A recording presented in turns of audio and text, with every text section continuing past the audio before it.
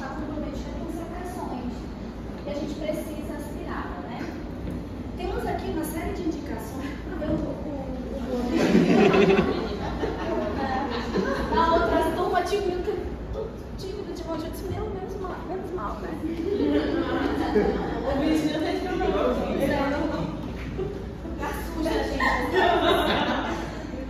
Vamos lá, gente. Então a gente vai precisar aspirar esse paciente, mas a gente precisa também seguir algumas situações de cautela, porque a gente pode estar, por exemplo, alimentando esse paciente, tem posicionamentos que vão favorecer essa aspiração, existem alguns cuidados específicos que a gente vai ter que fazer em relação à aplicabilidade de técnicas assépticas, e isso tudo a gente vai verificar aqui, tá? Eu quero que vocês prestem bem atenção primeiro, antes de filmar, e aí depois vocês façam, porque todos vão praticar. Hoje a gente vai fazer uma aula expositiva, vai fazendo passo a passo, tá? Montar o material, a gente vai ver indicações, contraindicações, materiais que vão ser necessários e a gente vai desenvolver essa aspiração com todas as suas particularidades. Então prestem atenção nas etapas.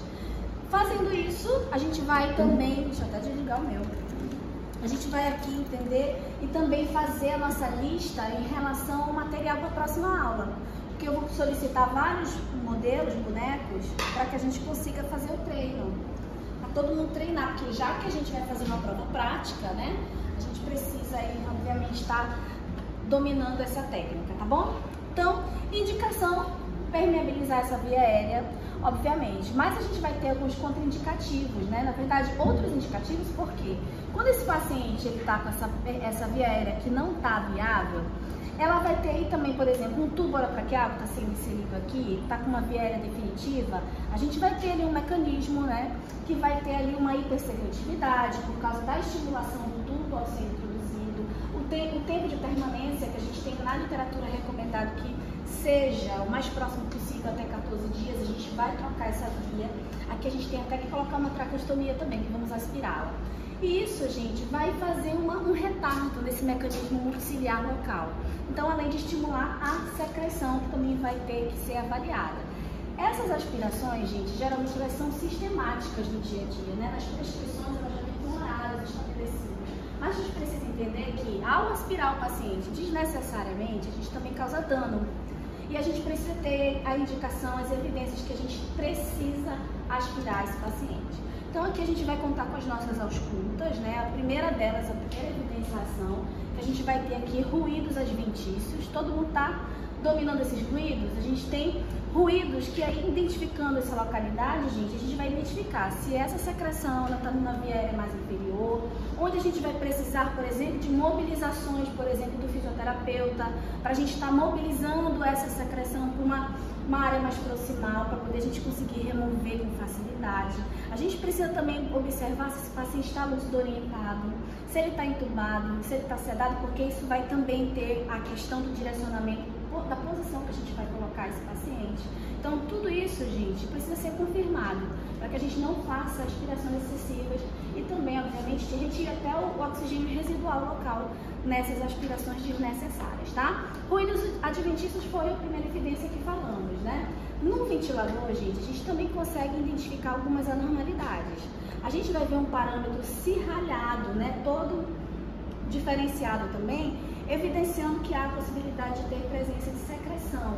Alterações na pressão desse ventilador também vão evidenciar que há necessidade ou de possíveis ajustes ou de aspiração dessas vias aéreas, tá? E aí a gente vai identificar através da localização dessa ausculta onde a gente tem essa secreção especificamente, tá? Identificado isso, gente, a gente tem algumas situações que a gente precisa tomar cuidado. Se esse paciente, por exemplo, está sendo alimentado por uma oferta de dieta interal, por uma sonda, nesse momento em que a gente fez essa avaliação e decidiu aspirá-lo, a gente antecipadamente, essa aspiração é obrigatória, a gente parar a dieta e pelo menos aguardar um tempo de 30 a 40 minutos no mínimo, para poder a gente iniciar esse processo de aspiração.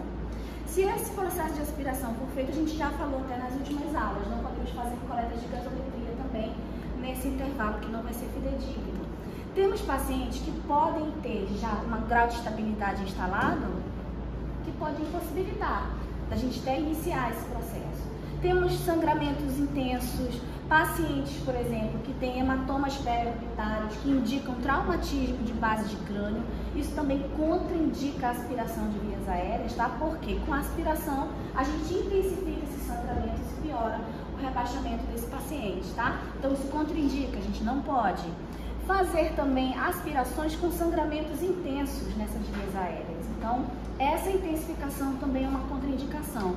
Sem falar também da dessaturação e também da instabilidade de outros parâmetros que a gente já vai ter lá avaliando em tempo real desse paciente, tá? Mas temos situações que podem ser relativas, a gente vai precisar analisar no decorrer do momento. Tenho aqui um possível sangramento, uma via aérea. Esse sangramento é de pequena intensidade. A literatura diz que isso não contraindica, mas a gente pode fazer uma iniciação de aspiração e a gente vai ficar monitorando a questão da intensificação dele. Se ele intensificar, aborta-se o procedimento. Paradas cardiorrespiratórias podem acontecer, pode, abortamento também dessa aspiração, tá? Esse paciente, ele estando lúcido orientado, pouco colaborativo ele vai ser, porque a gente vai estar ali invasivamente introduzindo uma sonda e por mais afirmativamente ele vai falar que ele vai ajudar, a gente sabe que isso não vai acontecer, tá? E aí nesses casos, esse paciente estando lúcido orientado, a gente vai posicionar, elevar a cabeceira, Foley ou semi-Foley, tá? Se esse paciente estiver sedado, entubado, a gente pode estar fazendo aí, uma lateralização, se puder também, que a gente pode também ter diminuição da questão da mobilidade cervical. Tem uma suspeita de trauma cervical, não vai poder fazer isso, vai ter que ficar no decúbito dorsal mesmo. A gente pode estar lateralizando essa cabeça e ajudando na mobilidade dessa secreção, para que a gente tenha até um direcionamento mais único, né, direcionado mesmo. Então a gente tem esses posicionamentos que a gente vai estar podendo fazer, tá? Além disso, a gente tem que ver também que quando a gente tem métodos de aspirar com o aspirador portátil, que ele é de uso domiciliar, e a gente tem também dentro dos hospitais, onde a pressão é até menor, e a gente tem esse aspirador que é vácuo, que ele é conectado na rede de oxigênio que fica dentro do hospital. Ele tem aqui, olha, um dispositivo que faz a gente, que nos permite, na verdade, né, identificar o tipo de pressão que a gente vai estar graduando, porque a pressão que nós estaremos aí ofertando nessa aspiração, ela está diretamente relacionada à faixa etária desse indivíduo. Se eu tenho um indivíduo neonato, a gente tem de 60 a 80 milímetros.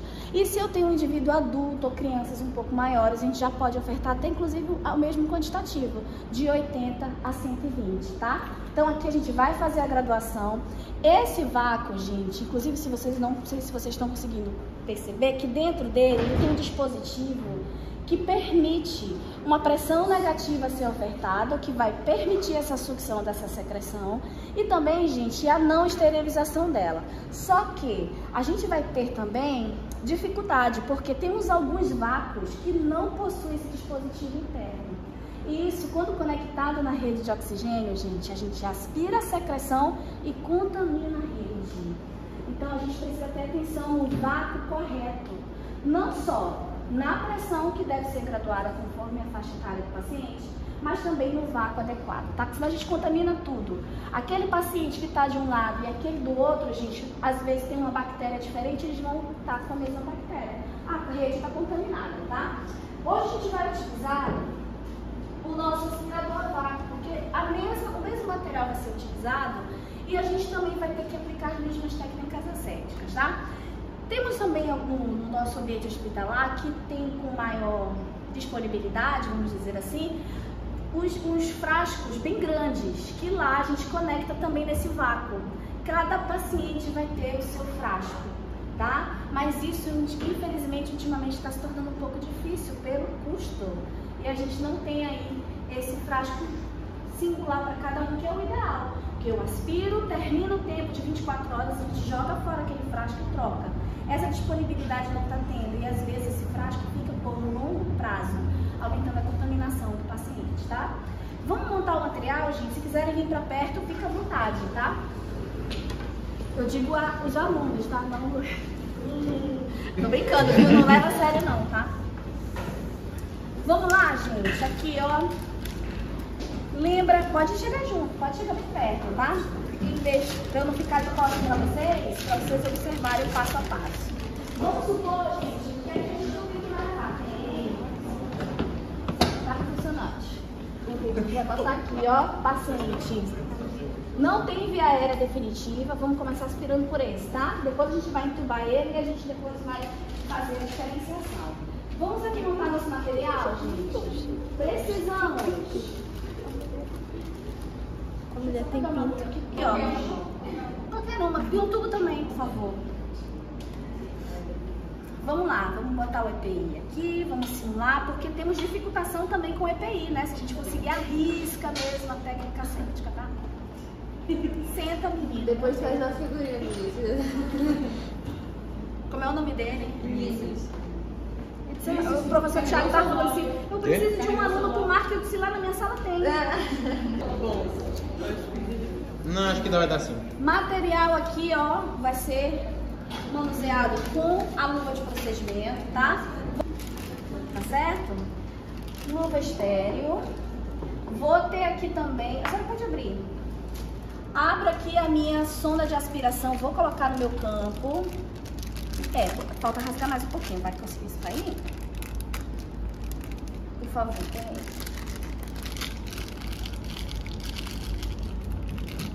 E tenho aqui, ó, faz de conta que eu tô abrindo ela, tá? Uma gaze. Geralmente, quando eu vou aspirar, eu coloco duas, tá? Porque às vezes cai uma secreção, a gente precisa mais e a gente precisa de um quantitativo importante, tá? Essa capinha aqui, gente, da minha sonda, eu não vou desperdiçá-la, tá? Porque no final a gente pode estar utilizando, como ela tá limpinha internamente, eu posso estar utilizando para ocluir as extremidades desse circuito, tá bom? O nosso aspirador aqui, ó, ele tem uma borracha que vai ser um circuito, ó, onde vamos conectar a nossa sonda. E o outro lado vai ser direcionado para o frasco, tá? Lembrando, gente, que aspirações sucessivas, elas devem ter higienização do frasco entre cada aspiração. Aspirei um paciente, a gente higieniza o frasco. Isso é muito difícil, né? No ambiente hospitalar, às vezes, a demanda é muito grande. A gente vê, por exemplo, 25 pacientes sendo aspirados com o mesmo frasco. A gente também vai falar do descarte dessas secreções que precisam também ser direcionadas adequadamente, tá? Montei aqui, ó, meu material, gente, tá? E vou fazer o seguinte, já posicionei meu paciente, Fowler, semi-Fowler, meu paciente não está com via aérea definitiva. E a gente vai fazer a orientação, porque essas aspirações, elas têm etapas, sequências. Essa sequência, gente, que a gente vai aspirar, ela está seguindo o grau, ela é determinada, na verdade, pelo grau de contaminação, tá? Nós vamos sempre do menos contaminado para o mais contaminado. Então, como meu paciente não está entubado, não tem via aérea definitiva, eu vou primeiro aspirar a narina, depois a boca. Todas elas vão ter contato com mucosa, tá? Vamos fazer de conta aqui que eu já calcei minha luva estéreo. E aqui a gente vai precisar fazer algumas considerações, tá? Eu sou destra, minha mão dominante é essa, tá? A direita. Essa minha outra mão, gente, ela vai ser um auxílio para que a gente aqui não faça contaminações com a sonda, manuseie somente com uma mão a sonda que eu vou estar inserindo aqui no paciente. Essa não pode ser contaminada, tá bom? Então, vou pegar aqui, como as duas estão estéreis nesse momento, eu posso aqui me organizar, ó. Peguei a minha sonda, vou ajustá-la aqui, ó. Eu sempre pego ela enroladinha do jeito que ela vem dentro da embalagem. Vou pegar aqui com segurança, ó, nessa parte colorida, porque eu preciso, ó, depois do momento que toquei no circuito, vou conectar aqui no meu circuito, mas eu não posso contaminar a minha luva estéreo, tá certo? Tranquilo, né? Então eu faço, ó, conexão aqui, faço até, ó, não posso deixar até o meu tubo aqui, ó, vou botar pra cá, desenrola, e ó, essa mão, ela vai fazer o manuseio, ó, na sonda. O meu circuito, gente, eu posso estar arrumando o paciente, eu posso estar posicionando ele. Tem paciente, gente, que esse tipo de procedimento, ele causa desconforto, irritabilidade, estresse, instabilidade nesse paciente. Então, tem paciente uma vez que ele pulou tanto, ficou tão agitado que ele caiu, a colega não conseguiu segurá-lo. Então, a gente pode estar fazendo, ó, essa contenção, esse posicionamento, né? Virando aqui a cabeça, caso seja necessário, com essa mão está contaminada. Essa aqui eu não vou contaminar, tá, gente? Meu paciente não tem via aérea definitiva, vamos começar pela narina. Já vou ligar aqui, ó, o meu aspirador, a sucção já está ativa. Nessa área, gente, a gente vai ter contato direto com mucosa. E aí a gente não pode ter esse contato direto porque a gente precisa glampear a sonda para a gente interromper essa sucção, para não causar nenhum dano, tá? Porque esses sangramentos que a gente está agora há pouco falando, a gente pode ter sendo causados pelo nosso próprio manuseio, por essa destreza aqui, que ela pode ser feita com muita força. E aqui tudo tem uma maneira da gente posicionar a nossa sonda para facilitar essa aspiração. Faça o grampeamento. Diga, Antônia, Fernanda. Diga, Fernanda. É isso que eu ia perguntar. Vai prender para poder não machucar a mucosa quando passar, aí depois solta para... Isso. Vocês estão vendo que em algumas situações, eu não sei se vocês já perceberam, que alguns colegas, eles utilizam uma lidocaína. Eu, particularmente, não gosto de utilizar, porque acho que a nossa destreza com delicadeza, ela já proporciona aí manter essa mucosa sem agredi-la, né? Então, quando a gente faz a adesão de uma lidocaína aqui, é algo que eu estou inserindo nesse trajeto que eu já quero remover secreções. Então, aí eu penso que vai em contrapartida a isso. Outra situação que geralmente acontece, gente, que é muito comum da gente ver, são as instilações dessas narinas, né, no tubo. Ou seja, o colega, até botei aqui, ó, uma seringa, que tem colega que já coloca o soro nela, aspirado, e pela secreção tá muito espessa, ó, posição de segurança, minha mão aqui vai me dar suporte, gente, tá? Porque se eu deixar essa sonda, olha, toda solta, sem essa mão me dando suporte, ó, ela vai tocar no paciente. E aí eu vou ter contaminação, eu não quero. Então, eu vou estar aqui, ó, a posição de segurança, tá? Então, ó, vou estar com essa mão aqui me ajudando. Eu sempre mantenho ela mais elevada, porque quando eu deixo ela para baixo, eu também estimulo, facilito que haja contaminação. Vou aqui, ó, fazer a introdução dessa sonda, ó, com a questão da anatomia, gente. Então, ó, vai ser facilitada. Tem um contato com a mucosa, gente, preciso obrigatoriamente glampear o meu circuito. Glampeei, vou introduzir a sonda, ó, facilitando a entrada, não desglampeei ainda. Introduzir uma quantidade significativa, a literatura diz que a gente pode ter introduzir até uns 10 centímetros, né? Vou abrir aqui, ó, desglampeei, e a partir desse momento eu vou fazer movimentos rotatórios de retirada. Não posso deixar a minha sonda parada, porque senão ela belisca a mucosa. E ela não solta, porque eu vou ter que botar uma pressão para puxar e ela vai sangrar a mucosa, tá? Retirei. Lembrando que a literatura diz que é de 10 a 15 segundos cada uma aspiração que vai ser realizada. Entre uma aspiração e outra, a gente espera o paciente se recuperar. A gente avalia os sinais que vão estar no monitor, sinais de dessaturação, agitações excessivas, e a gente vai ficar atento também a possíveis sangramentos, o que pode também contraindicar, que nós falamos que a intensificação deles, ó, aborta o procedimento. Então, faça a aspiração na narina, recuperou de intervalo de 20 a 30 segundos entre uma aspiração e outra, no mínimo, tá? Isso é variável, a gente não tem nem como precisar, além a quantidade de vezes que a gente vai aspirar esses lugares, porque depende muito do quantitativo da secreção e do aspecto. Tem secreção que é muito espessa, ela fica pendurada aqui, que às vezes a sonda é muito fina e ela é em grandíssima quantidade. Então, o paciente não teve nenhuma intercorrência, vou lá para outra, ó, glampeamento, introduz a sonda. Vocês estão vendo que a minha mão, olha, ela não toca no paciente, tá? Isso aqui vai também seguir quando a gente tiver uma via aérea definitiva. Introduzir, desglampeei, rotatória, ó. Isso aqui não vai adiantar, gente, porque a gente tem isso acontecendo. Aí, às vezes, o paciente... Ai, meu Deus, joga a sonda aqui. Aciona o paciente de novo, pega a sonda e vai, ó. Uma série de erros, né? Aqui a gente está seguindo o grau de contaminação das vias que nós estamos aspirando, por isso que a gente precisa ter atenção quanto a isso, senão a gente está promovendo uma contaminação disseminada aí nessas vias, tá? A sua posição, né? Não pois tem é. problema. Não, a minha posição aqui tá na vulnerabilidade, porque se ele tiver algum posicionamento de tossir na minha direção, ou uma secreção vindo do encontro, eu tenho que estar com a máscara. Aqui, o que está faltando no meu EPI, gente? Eu estou faltando meu óculos, eu posso estar com uma face shield, que é aquela máscara mais alongada. Isso é obrigatório, tá? Então, se ele tossir, ó, eu estou numa posição estratégica. Eu sempre lembro disso quando a gente está fazendo testes, né? Das coletas nasofaríngeas, porque a gente está lá, tem que colegas coletando lá na face do paciente. Ele tosse. Eu vou fazer um estímulo de tosse nele. Inclusive, esse paciente, a gente acima de você. Seu posicionamento está errado. Então, eu estou aqui, ó, uma posição de segurança. Se ele tossir, ele vai tossir naquele sentido. E eu facilmente consigo me deslocar, tá certo? Então a gente tem aí todo um processo de posicionamento, de técnica seguida, para que a gente não tenha contaminação, inclusive a nossa, tá? EPIs completas, viu? Inclusive o nosso. Eu tô todas as EPI, né? A gente não tá podendo muita coisa. Não grava aí. Nem o meu pé. Certo? Então aspirei uma narina, aspirei outra, grampeamento obrigatório, fazendo rotatórias, ó, 10 a 15 segundos na aspiração e monitorando esse paciente nos intervalos, tá bom? Quando maior, no caso mais grossa?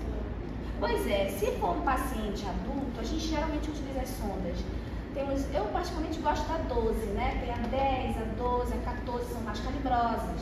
E, por exemplo, isso pode interferir se o paciente, por exemplo, estiver entubado, a gente pode ter uma sonda muito calibrosa, ela vai ter um pouco de dificuldade. E aí, nessas situações que a gente tem o nosso colega Cedilus, que ele vai instilar esse soro para deslizar essa sonda mais facilmente, ou até mesmo para facilitar a fluidificação dessa secreção, o que não vai ser necessário.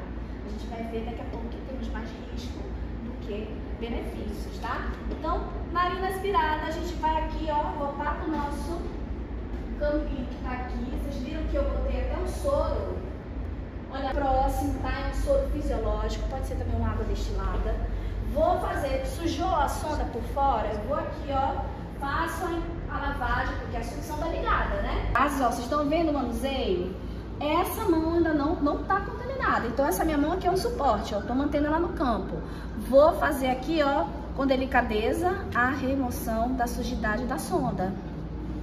Se a senhora... Essa aqui ela é uma 10. Posso estar fazendo fora do campo, gente. A senhora quer com emoção ou sem emoção?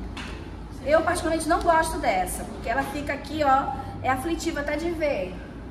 Porque vai lapiar, e se você puxar com muita força, ó, vai soltar aqui. E a gente, se você tiver colocado uma sonda a mais no seu campo, você vai ter como conectá-la imediatamente sem contaminar. Mas eu tô toda paramentada, gente, já contaminada. Se eu puxar com muita força, além de contaminar a sonda, a gente não vai ter como fazer essa conexão imediata. Essa aqui é utilizada nesse paciente, após a utilização descartável. O que também faz uma indução desses nossos colegas usarem essa seringa com soro é que às vezes a unidade não tem quantidade de soro suficiente, às vezes tem falta de soro fisiológico. Aí eles pegam uma seringa mas a gente está vendo que a gente está contaminando essas vias, né? Então, quando eu faço essa instilação, eu promovo, porque aqui a gente tem mecanismos, esse paciente não tem viária definitiva, mas se ele tiver com um tubo, por exemplo, a gente tem o cuff insuflado, a gente tem dificultação de ter broncoaspiração, de ter secreções ali passando por determinados espaços. Esse cuff que vai estar insuflado, ele também vai permitir uma maior aderência nessa parede da traqueia, impedindo também ali que tenhamos escapes desse oxigênio ofertado e também seletividade.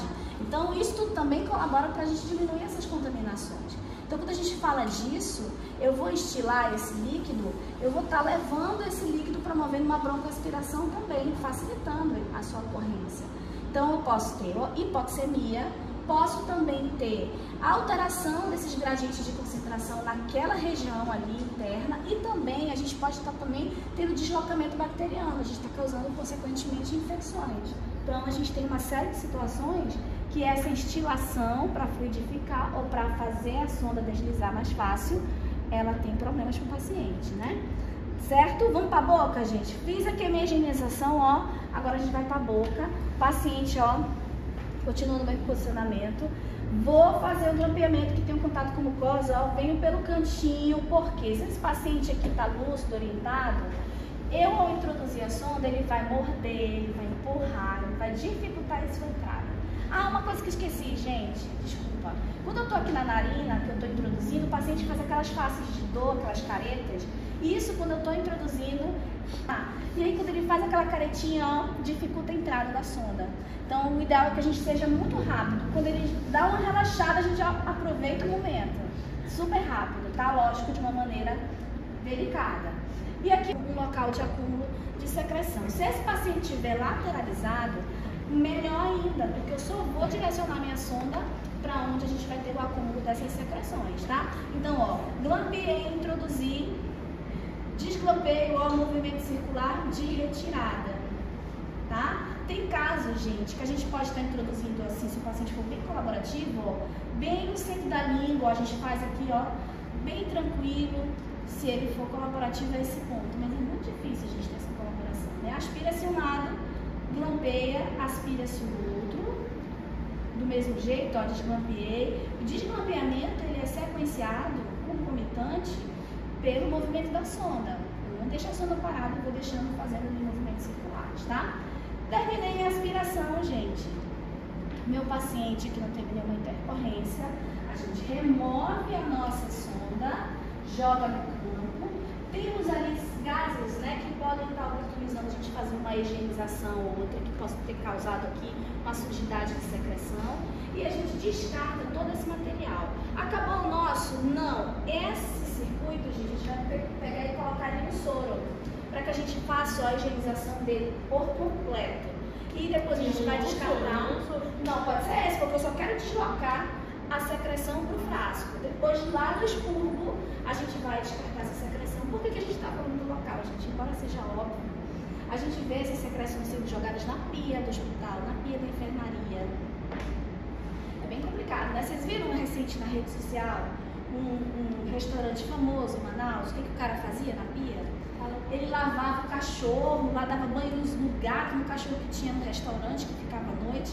E de dia, gente, ele preparava as carnes, as comidas naquela mesma pia. Então a gente está falando de contaminação.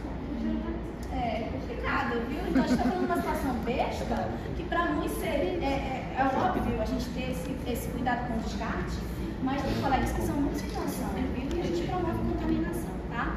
Então, lembrando aqui que esse paciente não tem via aérea definitiva, tá? Quem vai entubar o paciente, gente? Vamos colocar ele no meio? Fica à vontade. Não, esse paciente ele não está entubado, ele está lúcido orientado. A gente vai promover uma orientação, mas a gente já está esperando que a colaboração não vai ser totalmente 100%. Onde eu acho. Tem que ser outro. Deixa eu só fazer aqui uma fixação. Gente, calçamento de luva em dia, viu? Luva estéreo. A gente vai ter 2 chances. Tiveram os alunos aqui, aconteceu de tudo no dia da prova. Teve aluno que brigou com a sua dupla na hora da prova.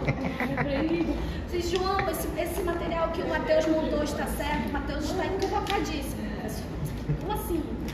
Matheus, isso é possível, Matheus? Eu disse, Matheus está tudo fazendo tudo errado, professor. Não concordo com nada. Eu falei, tá difícil, mano. Não vai concordar com nada. Outra foi os colegas que contaminaram 3 vezes as suas duplas. Fica difícil. Eu vou ver uma fixação aqui, tá, gente, nesse tubo, para que a gente consiga. Tá, agora é a hora do close, mano. Já tá tendo esses close desde o começo. Como é o nome? Como é teu nome mesmo? Vinícius. O nome do canal dele. Vinícius. Oi? Como é que é o nome do canal? 2C. Turma 2C. Tem que saber onde esses vídeos estão parando. Ai, caiu. No YouTube. Eita merda, mano. Ele tá bem assim em cima, você precisa estar vendo seu cara. Não, é só aqui, ó. Graças a Deus. Que eu já ia processar ele, não analisei. Gente, olha, a fixação desses tubos, elas também precisam de um cuidado adequado, tá? Eles precisam de estar centralizados. A gente vai fazer aqui, ó, rodar de um lado. Ai, porque essa pele desse indivíduo, ele não volta. E a gente vai rodar pro outro aqui, tá? Peraí. Aqui, ó. Ai. Igual a minha cara, né, Vinícius? Isso daí. Não filma isso não, Vinícius. Corta isso. Vamos lá. Vamos calçar a luva, gente, aqui. Porque precisamos agora aspirar, porque o nosso paciente tem uma via aérea definitiva. Cuidado com essa outra, né? Porque temos uma via aí que tem um grau de contaminação menor, inclusive, né? Por favor. Aqui, vamos lá. O nosso capote também pode atrapalhar, né, gente? Fique Certo.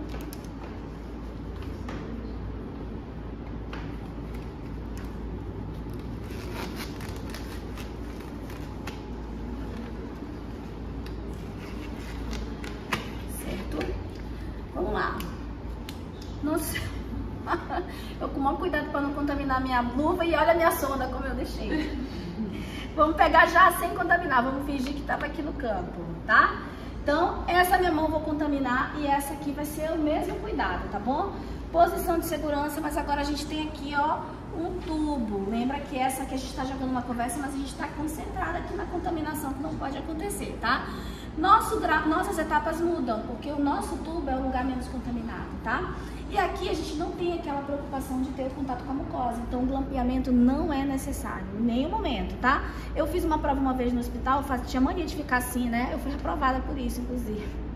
Vamos lá, gente, desconectei aqui meu paciente, ó, ele tá no ventilador.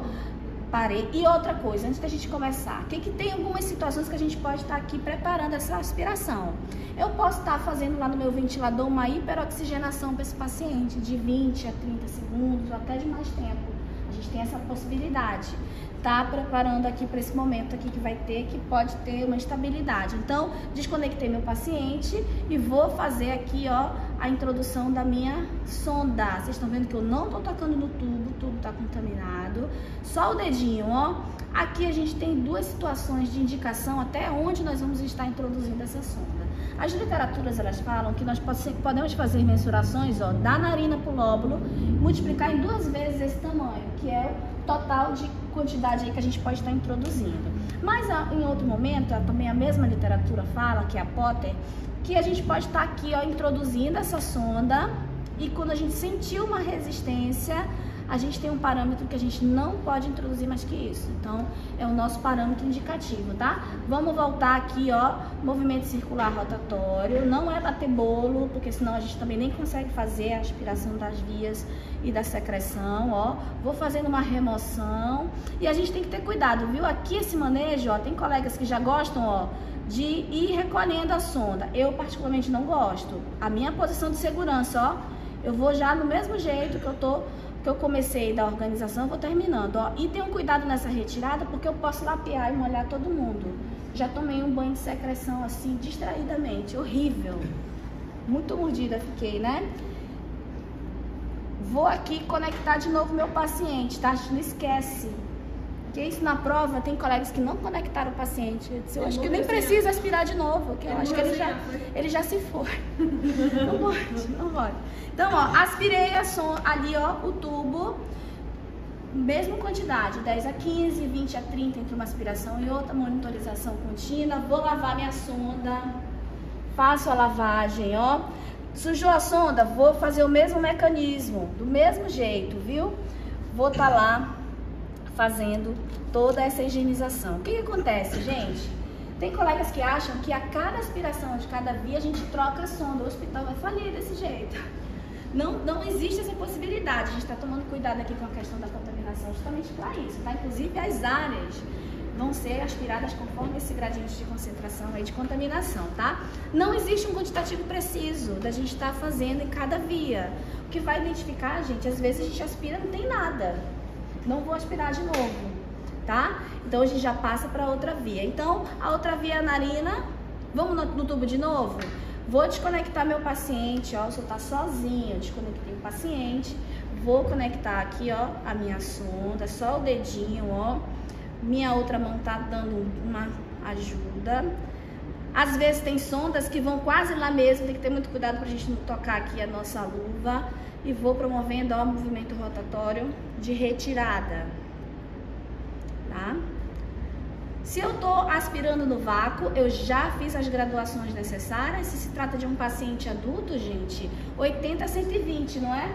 Milímetros que a gente já vai ter graduado lá no vácuo, que tá instalado lá na parede. Então, a gente nem se preocupou. Vou conectar o meu paciente de novo, tá? No dia da prova vai ter conexão aqui para você retirar. Por quê? Porque esse aqui também dá um trabalho, tá? E às vezes tem colega que deixa aqui, ó, para poder tirar com cautela e contaminação. Essa aspiração é feita individual ou sempre em dupla? A senhora sozinha, senhora. Tem literaturas que falam, gente, que é o ideal a gente fazer a aspiração com o colega, por causa justamente desse manuseio. Vamos supor que aqui eu preciso, por exemplo, ventilar esse paciente, eu usar o ambu. Aí eu não vou conseguir fazer sem contaminar. Porque a gente precisa do outro. Pois é, porque no caso da retirada do tubo de 30 segundos, o paciente vai estar tipo, sem articulação. A gente consegue fazer. Por isso que eu digo, gente, tudo a gente tá sozinho. A gente se prepara pro pior, né? Mas o pior tá de boa, o resto. Porque se eu preciso usar o ambu aqui, se eu tiver um colega, ótimo. Mas quando não tem, aí eu vou ter que contaminar minha luva. Não é favorável. Quando eu tô fazendo aqui sozinho, eu tô com o paciente lá no ventilador, gente, eu tenho como hiperoxigenar ele só pressionando o botão. Esse dedo pode fazer isso, sem contaminar o resto. Uma configuração prévia. Então, isso aqui a gente tá fazendo sozinho, respeitando as técnicas corretas, tá? É complexo, viu, no primeiro momento, né? Porque isso também pode dar uma agitação, essas etapas, né? Para vocês que estão tendo contato nesse momento, é muita informação, muitas etapas a seguir sequencialmente, né? Corretamente. Mas se você, depois que dominar essa sequência, gente, memorizar, você não vai ter problema com isso. Tá bom? A gente tá conversando aqui, ó, minha mão não contaminou. Porque é igual quando o paciente pulou aqui, ó, eu tô aqui esperta. Não vou contaminar minha sonda, porque às vezes eu tenho essa. O que acontece às vezes, gente? A gente está aspirando, a gente já aspirou o tubo, a gente já tá lá na narina, por exemplo, o paciente tosse de novo, aparece uma secreção em grande quantidade no tubo. O seu automático é o quê? Voltar com essa sonda que eu tô lá, ó, para aspirar o tubo de novo. Não podemos, tá? A gente está indo contra o que a gente está aqui marcando como etapas. Contaminação precisa ser seguida. Então, eu vou trazer a contaminação para uma via de menor contaminação. Nesse caso, gente, eu vou precisar de uma outra sonda, tá? Eu retiro essa sonda, pego uma outra sonda, conecto e começo do zero. Não há possibilidade de voltar. Eu tenho que começar do tubo, para a narina e depois para a boca. Porque quando eu retrocedo, eu contamino, tá?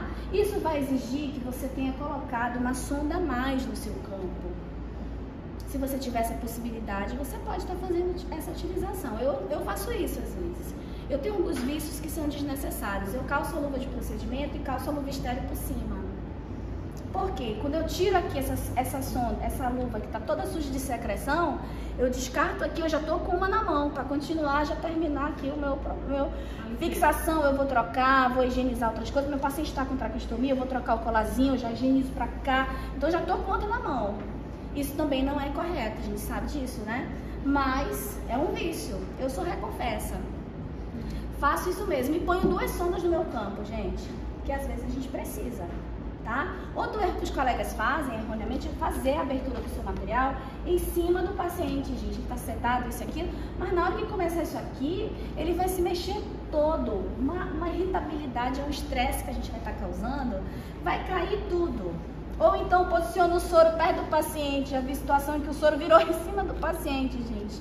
Falei, gente, que cena de horror. Então, isso é um raciocínio que a gente precisa... É cena de horror, gente, porque lá nesse setor não tinha mesa de maio. Olha a ideia que o colega teve, né? Eu falei, isso não vai dar bem. E eu até brinco com os colegas, eu fico agourando mesmo pra dar errado. Porque às vezes eu vejo colega assim, nenhum EPI, luva de procedimento, aspirando um cara hipersecretivo aqui. Já teve situação de dar uma tossida aqui, ó, a secreção vir na face, na boca do colega. Então, a gente está falando de contaminação. São erros corriqueiros que vocês vão estar vendo aí no dia a dia, tá? Então, isso daqui, gente, a gente está seguindo as sequências, a gente fez aqui uma avaliação prévia, fez uma identificação que esse paciente realmente precisa fazer essa aspiração, a gente fez uma preparação de hiperoxigená-lo, se for necessário. Essa hiperoxigenação também pode ser feita entre uma aspiração e outra, se você tiver essa modalidade no seu ventilador. E aí você está fazendo tudo sozinho, gente, tá? Avaliando o monitor do paciente, a gente teve intercorrência, a gente aborta o procedimento e reinicia num outro momento oportuno. Isso não é uma pressa, a não ser que essas dessaturações e essas instabilidades estejam diretamente relacionadas à questão da quantidade de secreção dessa via aérea. Então, isso realmente eu preciso remover para poder melhorar até esses sinais que a gente está identificando, tá certo? Quer que repita? Alguém ficou com alguma dúvida? Tem certeza? Vamos praticar? Vamos anotar uma... Como assim não? Vamos anotar o material que a gente precisa trazer na próxima aula, porque vão ter vários